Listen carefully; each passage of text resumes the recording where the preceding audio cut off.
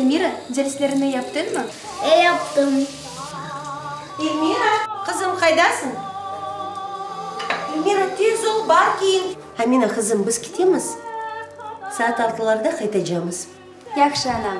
Biz gelmezden evvel evini cıştır, pencerelerini yuv, çiçeklerini ise suvarmağa unutma. Anne, sen bana yanına kokla alırsın. Bet alırım. Yakşı, hasevetlenmen anam. Ah benim kuzum. Kettik. Salkı